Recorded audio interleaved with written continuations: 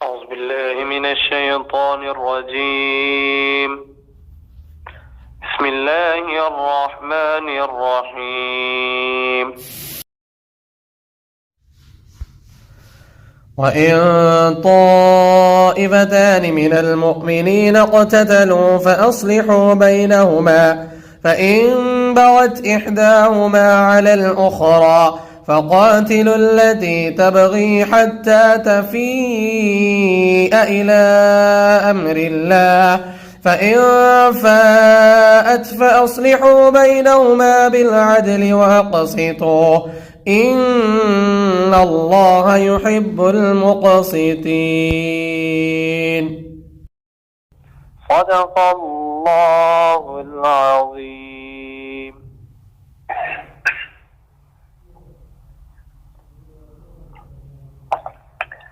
ہماری آج سے پہلے جو ہم نے 6 کلاسیں پڑھ لی ہیں ان میں ہم نے 8 آیات سورۃ حجرات کی اور کچھ تجوید کا سبق پڑھا. آج انشاءاللہ ہم ایک آیت کا ترجمہ جو کہ بہت ہی مفید معاشرتی زندگی سے جس کا تعلق ہے وہ پڑھیں گے، اور اس کے ساتھ نماز کے احکامات، نماز کی ادائیگی کے متعلق کچھ نہ کچھ پڑھیں گے انشاءاللہ. تو ہم ترجمے کی طرف آتے ہیں. تو ہم شروع کرتے ہیں پہلے لفظی ترجمہ. واو اور ان اگر، طائفتانی دو گروہ، من المؤمنین ایمان والوں میں سے، اقتتلوا سب آپس میں لڑ پڑے، فاصلحوا تو تم سب صلح کروا دو، بینہما ان دونوں کے درمیان، فَإِن پھر اگر، بغت زیادتی کرے، احداہما ان دونوں میں سے ایک، علی الاخری دوسرے پر، فقاتلوا تو تم سب لڑو اس سے، التی جو، تبغی زیادتی کرتا ہے، حتی یہاں تک کہ، تفیء وہ لوٹ آئے، الی امر اللہ اللہ کے حکم یعنی صلح کی طرف. فَإِن پھر اگر، فاءت وہ لوٹ آئے، فَأَصْلِحُوا تو تم سب صلح کروا دو، بینہما ان کے درمیان، بالعدل عدل کے ساتھ، وَأَقْسِطُوا اور تم سب انصاف کرو، ان اللہ بے شک اللہ تعالی، یحب وہ پسند فرماتا ہے، المقسطین انصاف کرنے والوں کو. تو یہ آج کی آیت تھی جس کا ہم نے لفظی ترجمہ پڑھا. ہم اس کی تشریح کی طرف آتے ہیں. آیت معاشرتی زندگی کے اعتبار سے بہت ہی مفید آیت ہے. اس میں اللہ تبارک و تعالیٰ نے دو گروہوں کے درمیان، مومنین کے دو گروہ اگر لڑ پڑے آپس میں کسی وجہ سے، تو ان کے درمیان صلح کروانے کا حکم دیا ہے. اللہ تبارک و تعالیٰ فرماتے ہیں کہ اگر دو گروہ مومنین میں سے آپس میں لڑیں تو اس میں صلح کروا دو. لڑائی کے باوجود ان لڑنے والوں کو اللہ تبارک و تعالیٰ نے مومن قرار دیا ہے، یعنی کہ اللہ تبارک و تعالیٰ نے لڑائی جھگڑا کرنے والوں کو یہ نہیں کہا کہ یہ کافر ہو گئے، بلکہ کہا وَإِن طَائِفَتَانِ مِنَ الْمُؤْمِنِينَ مومنین کے دو گروہوں میں سے اگر کوئی لڑ پڑے. تو اس سے کیا ثابت ہوتا ہے کہ اگر کوئی انسان لڑائی جھگڑا کر لے تو لڑائی جھگڑا کرنے سے کوئی ایمان سے خارج نہیں ہو جاتا. جیسے کہ کچھ لوگ جو معتزلہ اور خوارج جیسے جو لوگ ہیں، وہ لوگ کہتے ہیں اگر انسان سے کوئی گناہ سرزد ہو جائے، انسان جو ہے وہ گناہ کا مرتکب ہو جائے، انسان گناہ کر بیٹھے، تو وہ ایمان سے خارج ہو جاتا ہے. حالانکہ ایسا نہیں ہے. امام بخاری رحمت اللہ علیہ صحیح بخاری کے اندر جو ہے وہ ایک حدیث بیان کرتے ہیں، وقرا سے حدیث روایت کرتے ہیں کہ رسول اللہ صلی اللہ علیہ وسلم ایک دن خطبہ ارشاد فرما رہے تھے، ممبر پر آپ صلی اللہ علیہ وسلم کے ساتھ حضرت حسن بن علی رضی اللہ تعالی عنہما بھی تھے۔ آپ صلی اللہ علیہ وسلم کبھی ان کی طرف دیکھتے تو کبھی لوگوں کی طرف۔ پھر آپ صلی اللہ علیہ وسلم نے فرمایا ان ابنی ھذا سید ولعل اللہ تعالی ان یصلح به بین فئتین عظیمتین من المسلمین نبی صلی اللہ علیہ وسلم نے فرمایا میرا یہ بیٹا سردار ہے اور اللہ تبارک و تعالیٰ اس کی وجہ سے مسلمانوں کی دو جماعتوں میں جو ہے وہ صلح کروائیں گے۔ تو آپ صلی اللہ علیہ وسلم کی یہ پیشین گوئی جو تھی یہ سچ ثابت ہوئی، یعنی کہ نبی صلی اللہ علیہ وسلم کے بعد جب جنگوں اور ہولناکیوں کے واقعات سرزد ہوئے مسلمانوں کے درمیان، تو حضرت حسن بن علی رضی اللہ تعالی عنہ نے اہل شام اور اہل عراق کے درمیان صلح کروائی۔ اب یہ تھا وَإِن طَائِفَتَانِ مِنَ الْمُؤْمِنِينَ اقْتَتَلُوا فَأَصْلِحُوا بَيْنَهُمَا کہ اگر لڑ پڑے تو ان کے درمیان صلح کروا دو۔ اب اگلی بات جو اللہ تبارک و تعالیٰ نے کی فَإِن بَغَتْ إِحْدَاهُمَا عَلَى الْأُخْرَى فَقَاتِلُوا الَّتِي تَبْغِي حَتَّى تَفِيءَ إِلَى أَمْرِ اللَّهِ کہ اگر ایک گروہ دوسرے پر زیادتی کرے تو تم زیادتی کرنے والے سے لڑو یہاں تک کہ وہ اللہ کے حکم کی طرف لوٹ آئے، مین کہ وہ صلح کی طرف لوٹ آئے۔ پہلے تو اللہ تعالیٰ نے حکم دیا صلح کروانے کا، اگر صلح کروانے میں اگر وہ نہیں مان رہا اور ایک گروہ دوسرے پر زیادتی ہی کیے جا رہا ہے، اللہ تبارک و تعالیٰ کہتے ہیں کہ تم مظلوم کے ساتھ مل کر ظلم کرنے والے کے خلاف لڑو۔ تو صحیح بخاری کے اندر حضرت انس رضی اللہ تعالیٰ سے مروی ہے کہ رسول اللہ صلی اللہ علیہ وسلم نے فرمایا انصر اخاک ظالما او مظلوما، اپنے بھائی کی مدد کرو خواہ وہ ظالم ہو یا مظلوم۔ تو حضرت انس کہتے ہیں کہ میں نے رسول اللہ صلی اللہ علیہ وسلم سے دریافت کیا ہے اللہ کے رسول، مظلوم کی تو مدد کروں گا لیکن ظالم کی مدد میں کس طرح کروں گا؟ مظلوم کی مدد کہ جو اس پہ ظلم ہو رہا ہے، اس کے اوپر جو ظلم کیا جا رہا ہے اس کے خلاف اس کا دفاع کیا جائے، اس کو روکا جائے، یہ تو ہو گیا مظلوم کی مدد۔ تو ظالم کی مدد میں کیسے کروں گا؟ تو رسول اللہ صلی اللہ علیہ وسلم نے فرمایا تمنعہ من الظلم فذاک نصرک ایاہ، یعنی کہ تیرا مظلوم یعنی ظالم کے جو ہے ظالم کی مدد کیسے کرنا ہوگا، وہ یہ کہ تو اسے ظلم سے روکے، تو یہ تمہارا اس کی مدد کرنا ہی ہوگا۔ تو دیکھیں یہ آیت کتنی شاندار آیت ہے۔ اسی طرح کے ایک اور واقعہ آپ کے سامنے میں ذکر کیے دیتا ہوں۔ سعید بن جبیر نے ذکر کیا ہے کہ اوس اور خزرج یعنی کہ یہ دو بڑے قبیلے تھے عرب کے، جو چھوٹی چھوٹی بات پہ ڈنڈوں اور جوتوں کے ساتھ لڑائی شروع کر دیتے تھے۔ جب یہ آیت کریمہ نازل ہوئی تو انہیں صلح کرنے کا حکم دیا گیا۔ صدی کہتے ہیں کہ عمران نامی ایک انصاری شخص تھا، اس کی بیوی کا نام ام زید تھا۔ عورت نے اپنے میکے جانا چاہا تو اس نے اسے منع کیا اور بالا کھانے یعنی کہ چبارہ جسے ہم کہتے ہیں اس پہ اس نے اسے اپنی بیوی کو بند کر دیا تاکہ اس سے کوئی اس کے آس پاس نہ آئے، نہ اس کو لے کر جائے۔ تو عورت نے اپنے خاندان والوں کو پیغام بھجوایا، اس کے خاندان والے گورا آئے اور اسے بالا خانے سے اتارا اور ساتھ لے جانے کے لیے اپنے ساتھ لیا۔ تو جیسے وہ نیچے اترے تو باہر دیکھا کہ جو ہے وہ صدی ہے اس کے چچا زاد بھائی آ گئے ہیں تاکہ وہ عورت کو اپنے خاندان والوں کے ساتھ جانے سے روک سکے۔ تو لڑائی جھگڑا شروع ہو گیا۔ تو اللہ تبارک تعالیٰ نے یہ آیت نازل کر دی، تو نبی صلی اللہ علیہ وسلم نے انہیں بلایا اور ان کے ساتھ ان کو صلح کرنے کا حکم دیا اور اللہ کے حکم کی طرف لوٹنے کا حکم دیا۔ تو یعنی کہ اللہ تبارک تعالیٰ نے پھر یہ فرما دیا، پہلے فرمایا وَإِن طَائِفَتَانِ مِنَ الْمُؤْمِنِينَ اقْتَتَلُوا فَأَصْلِحُوا، صلح کرواؤ، پھر فرمایا فَإِن بَغَتْ إِحْدَاهُمَا عَلَى الْأُخْرَى فَقَاتِلُوا الَّتِي تَبْغِي حَتَّى تَفِيءَ إِلَى أَمْرِ اللَّهِ، اگر صلح کروانے کے اندر ایک گروہ دوسرے گروہ پہ زیادتی کر رہا ہے تو تم جو گروہ زیادتی کر رہا ہے اس کے ساتھ لڑو. دوسری بات تھی یہ. اور تیسری بات اس میں فرمائی فَإِن فَاءَتْ فَأَصْلِحُوا، پھر اگر وہ زیادتی کرنے والا گروہ وہ لوٹ آئے اللہ کے حکم کی طرف تو انصاف کے ساتھ عدل کے ساتھ ان کے درمیان کیا کر دو؟ صلح کروا دو. آگے اللہ تعالیٰ نے کیا فرمایا؟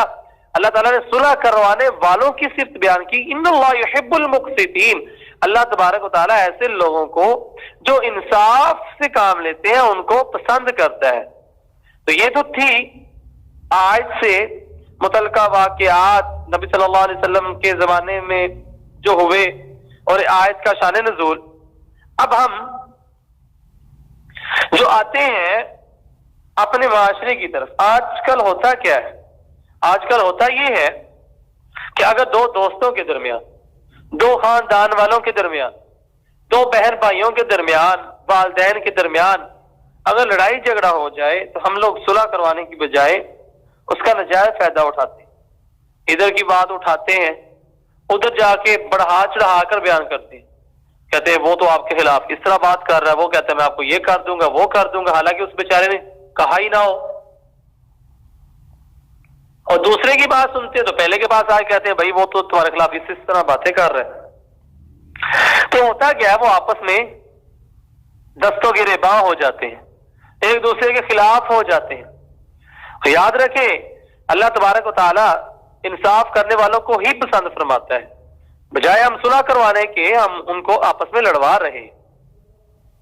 اس ان اللہ یحب المقسطین کے تحت ایک روایت آپ کو میں بیان کیے دیتا ہوں. نبی صلی اللہ علیہ وسلم نے فرمایا ان المقسطین فی الدنیا علی منابر من لؤلؤ بین یدی الرحمن بما اقسطوا فی الدنیا.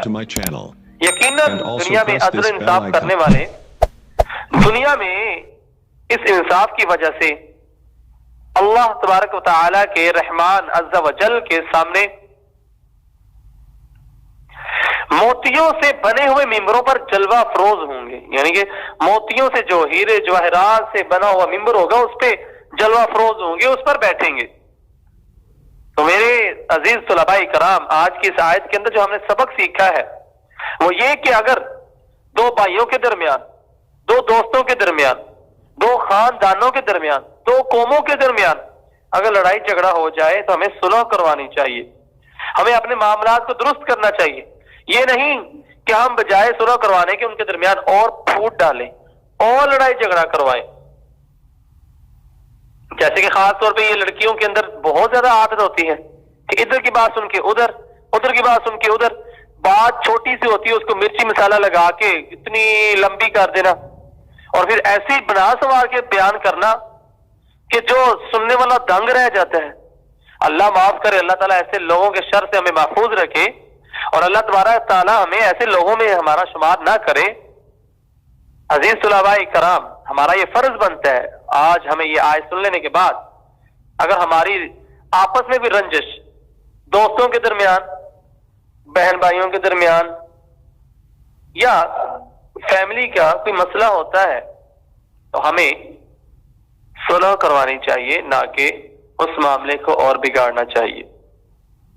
یاد رکھیں نبی صلی اللہ علیہ وسلم کی ایک اور حدیث ہے کہ جو شخص 3 دن سے زیادہ قطع کلامی کرتا ہے، لڑائی جھگڑا کیے رکھتا ہے، ایک دوسرے سے منہ بنا کر جو ہے وہ رہتا ہے، بولتا نہیں ہے، تو نبی صلی اللہ علیہ وسلم نے فرمایا اس کی کوئی عبادت قبول نہیں ہوتی، حتیٰ کہ اس کی نماز پڑھنا بھی، اس روزہ رکھنا، زکوٰۃ دینا، اس کا کوئی عمل قبول نہیں ہوتا. اس شخص کا جو 3 دن سے زیادہ اپنے بھائی سے، اپنے بہن سے، اپنے دوست سے، کسی بھی انسان سے وہ قطع کلامی کرتا ہے. یاد رکھیں زندگی گزارتے ہوئے شیب و فراز زندگی کے اندر آتے ہیں، لیکن اس کا یہ مطلب نہیں ہے کہ ہم قطع کلامی کر لیں. یاد رکھیں اللہ تبارک و تعالیٰ بھی ایسے شخص پر جو رشتہ داری کو توڑتا ہے رحم نہیں کرتا، بلکہ ایسے شخص جو رشتہ داری کو جوڑتا ہے اللہ تعالیٰ اس پر رحم کرتا ہے.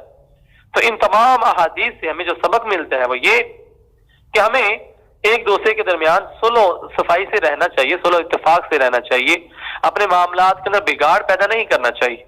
اگر کوئی لڑائی جھگڑا ہو جائے تو اس کو جلد از جلد نپٹانا چاہیے اور انصاف کے ساتھ، کیونکہ ان اللہ یحب المقسطین، انصاف کرنے والوں کو اللہ پسند کرتا ہے. نبی صلی اللہ علیہ وسلم کی حدیث کے تحت دنیا کے اندر انصاف کرنے والا انسان کل قیامت والے دن اللہ تعالیٰ کے ہاں موتی اور جواہرات کے بنے ہوئے ممبروں پر وہ جو ہے جلوہ افروز ہوگا، وہ بیٹھے گا، اس کے لیے ایسے ممبر تیار کیے جائیں گے. تو اللہ تبارک و تعالیٰ سے دعا ہے کہ اللہ تبارک و تعالیٰ جو میں نے آج پڑھایا آپ نے سنا، سب سے پہلے مجھے اور اس کے بعد آپ سب کو اس پر عمل کرنے کی توفیق دے. اور ہم آتے ہیں کلاس کے دوسرے حصے کی طرف جس کا تعلق نماز سے ہے. تو ہم نے نماز کے 3 احکام ہم پہلے پڑھ چکے ہیں، یعنی یہ وہ احکامات ہیں جس کے اندر اللہ تبارک و تعالیٰ نے نماز کا حکم دیا ہے. یہ قرآن جی کے طرح طرح کے جو ہے مقامات پہ ہے، اس کے آگے ان کا حوالہ بھی لکھا ہوا ہے جو آپ کو نظر آ رہا ہوگا. تو آج ہم جو ہے وہ 4تھا حکم پڑھیں گے، وہ یہ وَأَقِيمُوا الصَّلَاةَ وَلَا تَكُونُوا مِنَ الْمُشْرِكِينَ. اللہ تبارک و تعالیٰ نے فرمایا اور تم نماز قائم کرو اور مت بنو مشرکوں میں سے. اب دیکھیں عزیز طلباء کرام، جو شخص نماز نہیں پڑھتا گویا کہ وہ کیا ہے؟ مشرک ہے. اور نبی صلی اللہ علیہ وسلم کی حدیث ہے کہ مسلمان بندے اور کافر کے درمیان فرق کرنے والی کیا ہے؟ نماز ہے. نماز کے ذریعے ہی پتہ چلتا ہے انسان کا کہ وہ مسلمان مومن ہے یا کہ نعوذ باللہ کافر یا مشرک. اور اس کے بعد اگلا حکم دیکھیں، نمبر 5 فی جنات یتساءلون عن المجرمین ما سلککم فی سقر قالوا لم نک من المصلین. جنتوں میں وہ سوال کریں گے، یعنی کہ اب جب ہم حساب و کتاب ہو جائے گا، جنت والے جنت میں چلے جائیں گے، جہنمی جہنم میں چلے جائیں گے. اللہ تعالیٰ ہم سب کو جہنم کی آگ سے محفوظ رکھے. تو جنتی سوال کریں گے عن المجرمین، مجرم لوگوں سے، جہنمیوں سے، ما سلککم فی سقر، کس چیز نے تمہیں جہنم میں داخل کر دیا، کس چیز نے تمہیں جہنم میں، جو چیز تمہیں جہنم میں لے گی وہ کیا چیز ہے؟ وہ کہیں گے قالوا لم نک من المصلین. قالوا وہ کہیں گے لم ناکو تھے ہم من المصلین نمازیوں میں سے، یعنی کہ ہم نماز نہیں پڑھتے تھے، ہم نماز نہ پڑھنے کی وجہ سے جہنم میں چلے گئے. اور اس کے بعد 6واں حکم ہے فویل للمصلین الذین هم عن صلاتهم ساہون. پس ہلاکت ہے ان نمازیوں کے لیے الذین هم، وہ جو عن صلاتهم ساہون، اپنی نمازوں سے غافل ہیں، یعنی کہ نماز پڑھنے کا کوئی فکر ہی نہیں ہے. اگر ہم ٹی وی کے سامنے بیٹھے ہیں، ڈرامہ دیکھ رہے ہیں، ادھر سے اللہ اکبر کی صدا آتی ہے تو ہمیں کوئی اثر ہی نہیں ہوتا، ہمارے سر پہ کوئی چوں تک نہیں رینگتی. تو ہمیں اللہ تبارک و تعالیٰ کا خوف اپنے دلوں میں رکھنا چاہیے اور اللہ تعالیٰ سے ڈرنا چاہیے. نبی صلی اللہ علیہ وسلم کی حدیث سنیں اور اس کے بعد میں بات کو ختم کرتا ہوں. یہ تمام احکام الہی تھے اور انشاءاللہ کل ہم احکام جو ہے نبی صلی اللہ علیہ وسلم کے فرامین پڑھیں گے جو نماز کے متعلق تھے. تو دیکھیں یہ سارے احکامات 6 7 8 آپ کو پڑھانے اور سمجھانے کا مقصد تھا کہ نماز کی اہمیت. ایک ان الصلاۃ کانت علی المؤمنین کتابا موقوتا، نبی صلی اللہ علیہ وسلم نے فرمایا، اللہ تعالیٰ نے فرمایا کہ نماز مومنوں پر وقت مقررہ پر پڑھنا جو ہے ادا کرنا فرض کر دیا گیا ہے. ایک بات. دوسری بات جو ہے وہ کہ اتنے جو احکامات ہم نے پڑھے ہیں، جو اتنے احکام پڑھے ہیں، اس میں ہم نے یہی پڑھا کہ نماز پڑھنے والا جو ہے وہ مومن مسلمان اور نہ پڑھنے والا کافر، اور نماز نہ پڑھنے والا جہنم میں جائے گا اور نماز پڑھنے والا جنت میں جائے گا. تو عزیز طلباء کرام، آج سے میں اور آپ سب یہ وعدہ کریں کہ قد شاء اللہ کہ ہم نماز پنجگانہ کی پابندی کریں چاہے جو بھی ہو جائے. دیکھیں ہم سارا دن اپنے عزیز و اقربا کے پاس جانے کے لیے ٹائم نکال لیتے ہیں، لیکن ہمارے پاس 24 گھنٹوں میں سے 1 گھنٹہ نماز کے لیے نہیں نکلتا. تو کتنی افسوس، کتنی لمحہ فکریہ یہ ہمارے لیے ہے کہ ہم جو ہے نماز کے اندر کتنے غافل ہیں، اتنی سستی. نبی صلی اللہ علیہ وسلم کہتے ہیں کہ اگر مجھے ڈر نہ ہوتا کہ گھر کے اندر عورتیں اور بچے ہوں گے تو اللہ کی قسم میں ایسے لوگوں کے گھروں کو آگ لگا دیتا جو مسجد میں نماز پڑھنے کے لیے نہیں آتے. دیکھیے کتنی سخت وعید ہے. اور پھر فجر اور عصر کی نماز کے لیے اتنی سخت وعید کہ نبی صلی اللہ علیہ وسلم میں اس کا سب کچھ تباہ و برباد ہو جائے جو ہے درمیانی نماز کو چھوڑتا. درمیانی نماز عصر کی نماز ہے. تو عزیز طلباء کرام، آج سے ہم اس چیز کا عہد کر لیں کہ فجر کی نماز ہو یا عشاء کی نماز، کوئی بھی نماز ہو، ہم اس کو وقت پہ ادا کریں گے. تو اللہ تبارک و تعالیٰ سے دعا ہے کہ اللہ تبارک و تعالیٰ جو میں نے آپ کو آج سبق پڑھایا اور آپ سب نے سنا اس پر عمل کرنے کی توفیق عطا فرمائے. وآخر دعوانا ان الحمد للہ رب العالمین.